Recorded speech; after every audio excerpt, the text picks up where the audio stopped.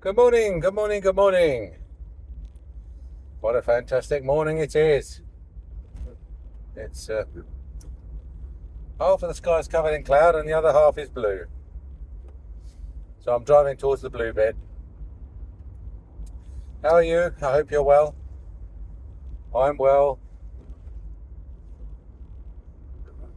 We're not quite counting the days down to Christmas yet, but we're not far away from it. The surgery is okay. I mean, we are more than capable of paying the bills. I wouldn't say we're exactly booked up weeks ahead. The surgery, I've been there pretty much 10 years now, and so we've never been booked up weeks or months ahead. Never. I mean, the first few years we had entire weeks when we didn't have any patients at all, but we had a receptionist who was working against us and referring all the patients to a dentist who used to work there, who'd moved to another local surgery. And in response to any question about where this dentist had gone, she was referring all the patients and saying, "Oh well, you can find her at this other practice, and this is their number. They're waiting for your call." Sort of thing. Anyway, my only mistake there was really to crack down on it far too late. She would take the patients outside of reception and have a chat with them in private, and she was very manipulative woman, and it's sort of my job as to really just to bring enough money in, let alone get paid out, but bring enough money in to pay the bills that the surgery had racked up. So anyway, we divested ourselves of her in the end, which I think was expensive but money well spent. But that is something I've covered in previous videos.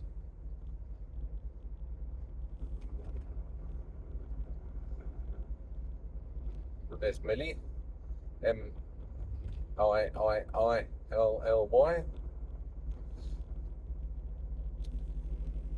So what's happened? Well, the way the videos are going, you probably noticed they've slowed down a bit, really. There's not really any sort of reason for that, other than the fact that I've been involved in quite a lot more toing and froing from school on behalf of the grandchildren, and so they tend to have less of these straight run-throughs, which is what I used to use to do the commentary. And so really far fewer of the journeys have been suitable for any sort of comment. And recently, the last couple of weeks, I decided to upgrade my video card because, as you all know, if you create videos yourself, the speed of your video card is pretty crucial to the amount of time it takes you to carry out the post-production. So I've got a video card sitting on my desk at work, but then you need like a special adapter for the power supply. So I've had to order an adapter, and then it was on 7 to 10 days delivery, and then after 7 days, something happened, which was for the first time ever. Amazon just wrote back and said, "We've cancelled your order because we've sort of realised that the part can't be supplied." So I had to find another supplier and order it again. But I think that's coming tomorrow. So I've got a few videos waiting to be uploaded, which by the time you view this, I suppose they will be uploaded.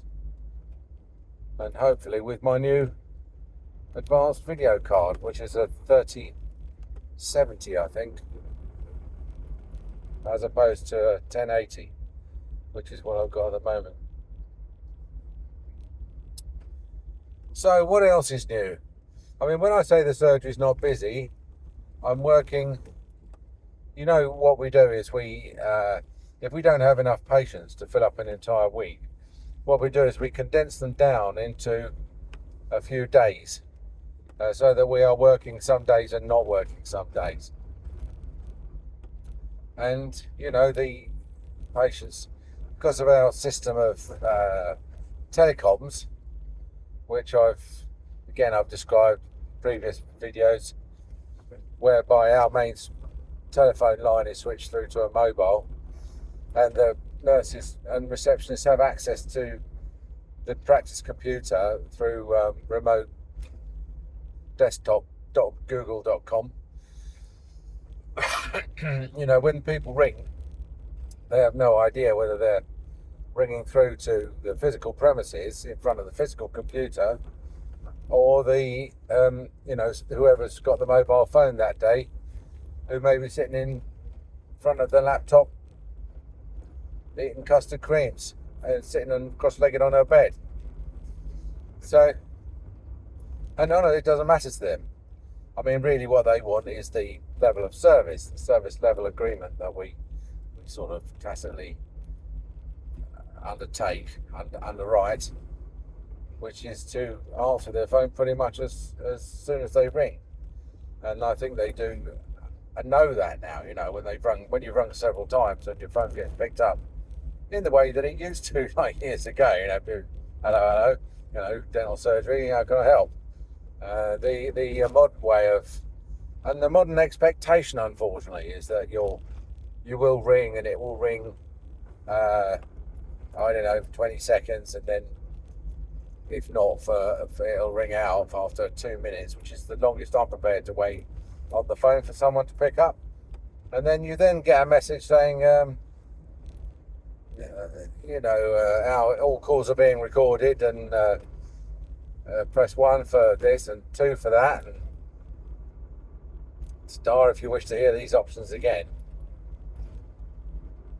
My problem is I very rarely have any inquiries that fit into the general pattern of their star system.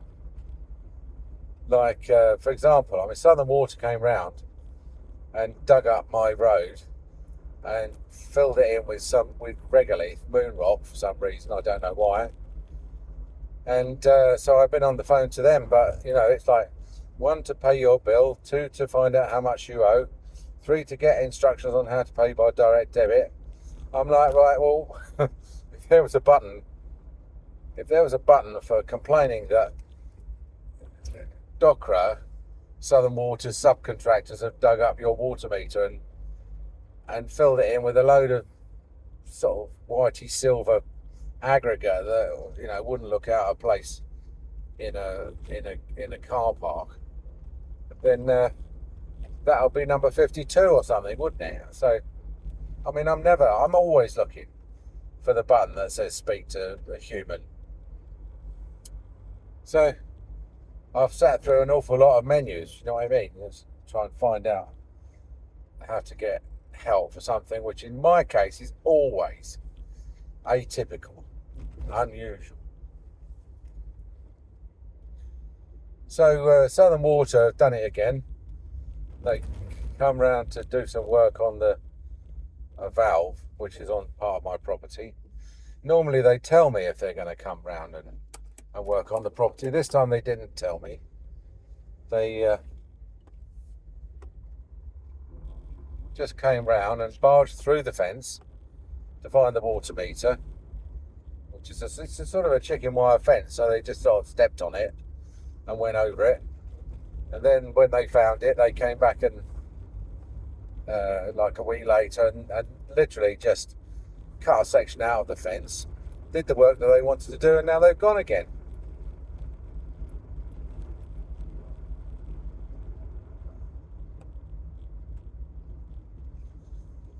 So, and not to cap it all, a car has skidded off the road and has also skidded up the bank and put its bonnet through the fence, and then reversed and vanished, as they always do.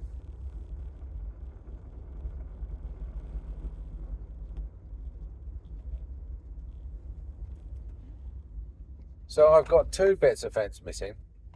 One down to my insurers, NFU, and one down to Southern Water. So goodness knows how they're going to split the cost of replacing it. But it's all aggro, isn't it? It's all aggro. You don't need it, do you?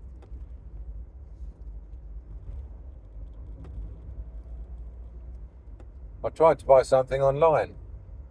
It asked me to put in the security code for my debit card, and it kept refusing the security code. And I'm like, if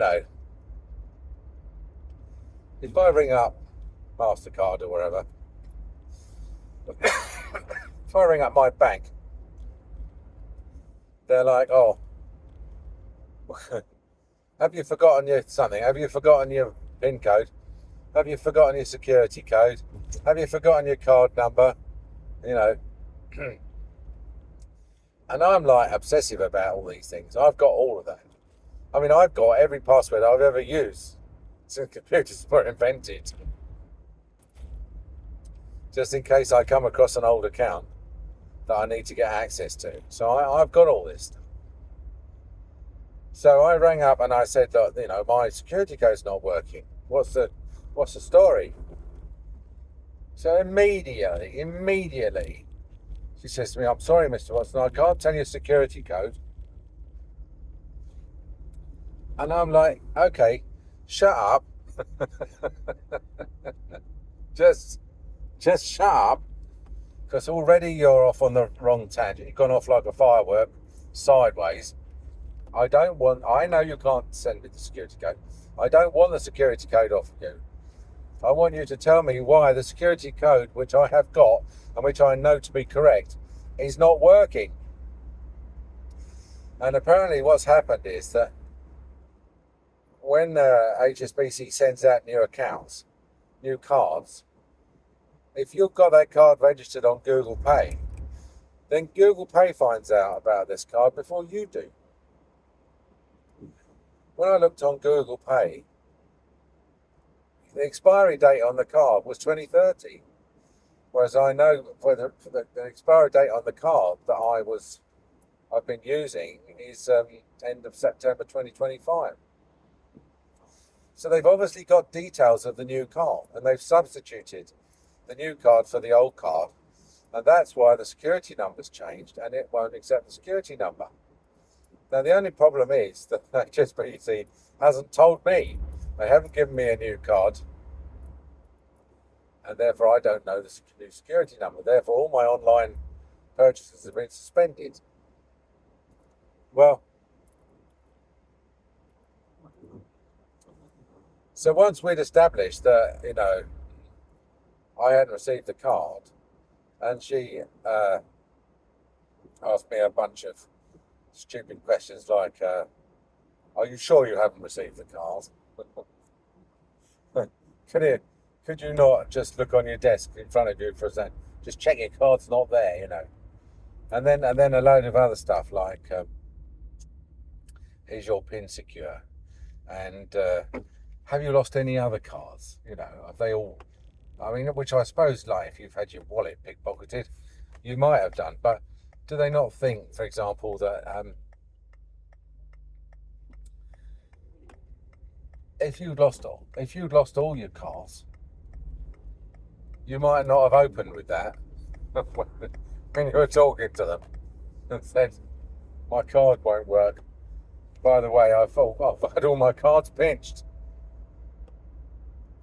So once we've gone through all the stupid questions, she's all like, well, I'll send you another card. It'll take 5 to 6 days to get issued. And I said, oh, well, that's good then, because in the meantime, my card is valid until the end of September. I'll just carry on using that. She's like, oh, no, you won't. Just as soon as a card is reported as lost, then that's it. Then that card with that number then gets cancelled, including all existing cards with that number, including the one that I'm using. So now, having my penalty for ringing her and telling her that, oh, and by the way, there's a strong undercurrent in the conversation that they had sent the card and that I'd lost it. You know, that is the assumption from their point of view. They don't think that they can do anything wrong. Their system, as far as they're concerned, is infallible. It's computerized, it's automated, the cards are stuffed into envelopes by robots, the post goes out in batches. There's no way they didn't send that card. And if they sent it, I received it. So they don't know what I've done with it. There's no talk about whether or not it's been used. I mean, that's the one question you would immediately say was like, you know, I haven't received the card. It's gone astray. Has anyone used it? Has anyone made any transactions on it? I mean, I presume not, because hopefully I would have noticed, you know. It would have come to my attention. The mere fact that it was ordered on the 16th of August and I rang them on 27th of September and no transactions have been made on the card in that 5-week period should be enough to tell them that the card's gone astray. If I'd received it, you know, I mean, not in normal event, what I would have done, I would have started using it, wouldn't I? So you know what that means. So now, all my accounts which are emailing me saying that, you know, your credit card is about to expire, please can you update your credit card details on our account? Which is what alerted me to ring them to say, look, I'm getting all these things, I'm waiting for this card, and I tell you, you're cutting it bloody fine. So they've only got like a week to go before it expires, and I still haven't received it, and everybody's asking me for the details, and I haven't got it. You know. But that was when she said, oh, whoa, that's very strange. She said, we ordered it on the 16th of August. Well, I mean, I didn't know that. They ordered it. I didn't order it. They ordered it. So I said, yeah, you ordered it. You didn't tell me you'd ordered it on the 16th of August. Otherwise, I might have rung a bit sooner. So now I've got to go through all these accounts and substitute another debit card on another current account I've got, which involves, you can't just delete the primary card on an account and then have it default to what was the secondary card. I mean, you probably could if you didn't do anything, but bearing in mind the card's going to be cancelled, and so I'm never going to need that number again. I mean, they have to all be deleted. So you have to set up a secondary card as the primary card on the account, and then delete the primary card. So you do that 5 times, and then assuming that I want to go back to paying all the bills from the account that they were paid from originally, I'm now going to have to go through them all again when I get the new card and cancel the other card, put the new card as the primary and change them all over again.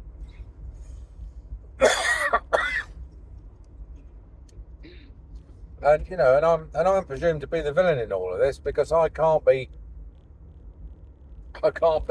careful enough to look out and take care of a card. Now, I don't know about you, but when a letter comes through the post and it's got a credit card in it, it's pretty bloody obvious, isn't it? I mean, is it not? It is, isn't it? You pick this envelope up and it's bendy in every part of the envelope, apart from one credit card size rectangle over to the left or the right or wherever they pasted it on. You know it's a card. I'm not surprised these cards go missing. I'm a bit annoyed that they are, you know, by cancelling it immediately in all my other cards. I can see what they're doing. They're safeguarding themselves. But it seems to me that there's slightly more emphasis on safeguarding themselves than there is on sorting out my problem as a customer who's had a car sent to them through an insecure route, an unsigned for route, and it's been seriously disadvantaged by the fact that it's been stolen en route. And at the end of the day, let's face it, they are responsible for the carrier. They choose the carrier, I don't. They're saving money by just sending it through the normal post.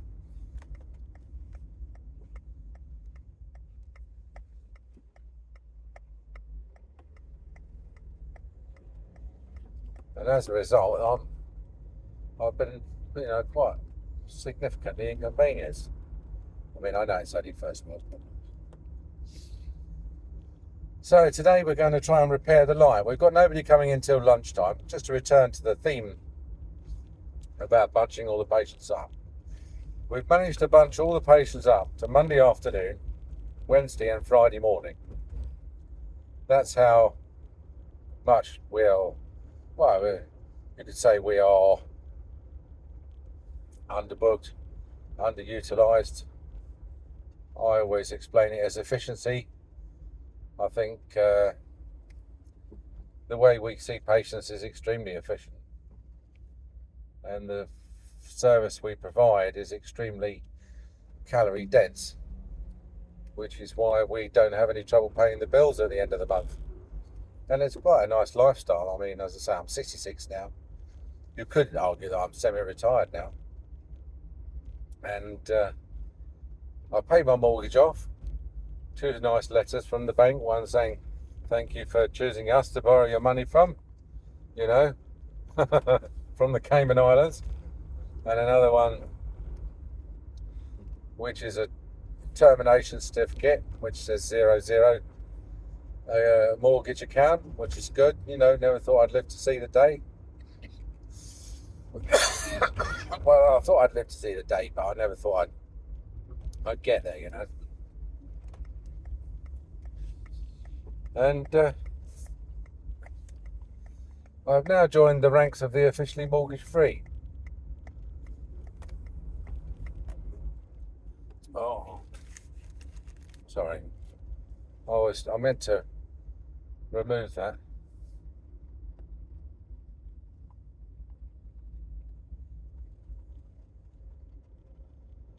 And it's surprising how many properties in the UK are mortgage-free. For all this talk about mortgage rates and bank base rate and all this sort of thing, you just Google what percentage of the housing market is not subject to a mortgage. It's pretty damn high. I would have, certainly when I was younger, I would have put the figure at sort of that 95% of people had a mortgage on their house. Very few people didn't have a mortgage on their house. Perhaps they were a lower lottery winner, or they inherited it from their parents or something. But no, it's quite a big number. So now I don't need to worry about base rates quite so much. Oh, here's the lovely loo. Right, I'll talk to you soon. Bye.